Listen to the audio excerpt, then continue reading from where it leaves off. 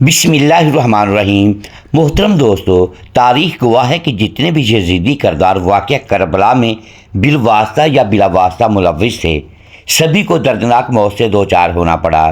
لیکن ایک شخص ایسا بھی ملتا ہے کہ جس کا دعویٰ تھا کہ وہ کربلا میں نواسۂ رسول حضرت امام حسین کی شہادت میں ملوث تھا اور یزیدی فوج کا کرتا دھرتا تھا، لیکن پھر بھی وہ امن اور سکون کی زندگی گزارتا رہا اور موت بھی عالی شان آنے کی پیش گوئی کرتا تھا۔ ناظرین گرامی، 6000 سپاہی جو کربلا میں یزیدی فوج میں شامل تھے، ان کو قتل کرنے والا مختار ثقفی تھا، جس نے قسم کھا رکھی تھی کہ جب تک واقعہ کربلا برپا کرنے والا ایک بھی سپاہی زندہ ہے تو مختار اپنے خیمے میں سکون سے نہیں سوئے گا۔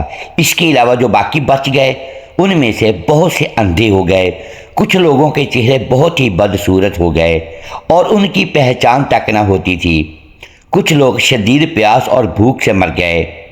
اسی طرح ہر کوئی طرح طرح کے مصائب سے تباہ و برباد ہو کر مر گیا۔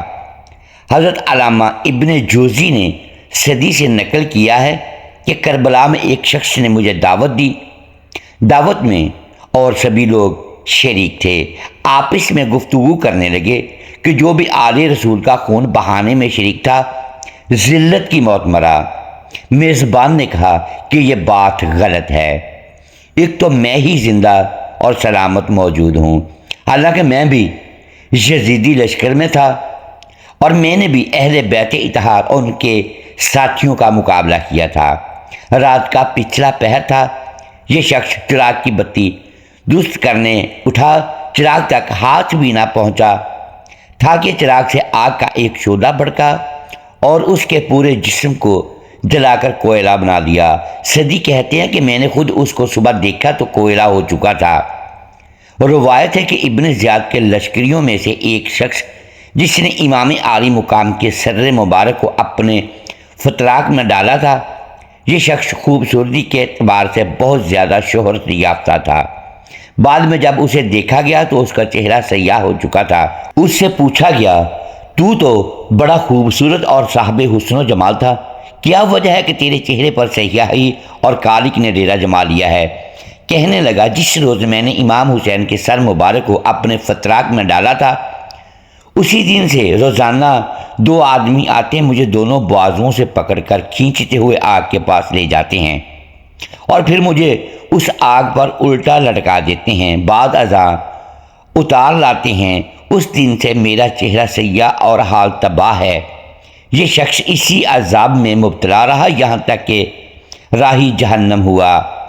مزید روایت ہے کہ کچھ لوگ بیٹھے ہوئے آپس میں تذکرہ کر رہے تھے کہ جس نے بھی امام حسین رضی اللہ تعالی عنہ کے قتل میں ذرا بھی امداد و اعانت کی، وہ ضرور کسی نہ کسی عذاب میں مبتلا ہوا۔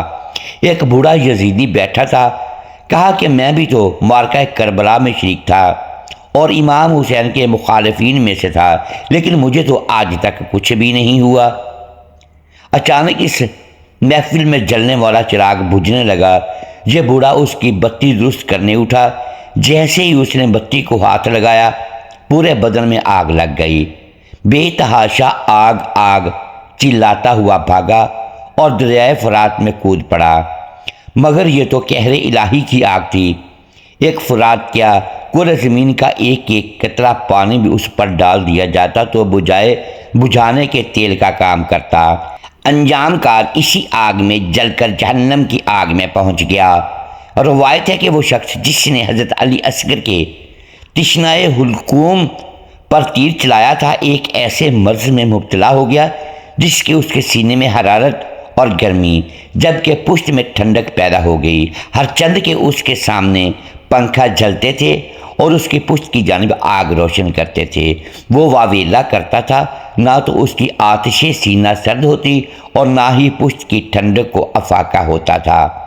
پیاس کی شدت اس درجہ بڑھ گئی کہ مٹکوں کے مٹکے پانی پی لیتا تھا اور پھر بھی العطش العطش کی صدائیں بلند کرتا، یہاں تک کہ اس کا پیٹ پانی پی پی کر پھول گیا اور بالآخر پھٹ گیا۔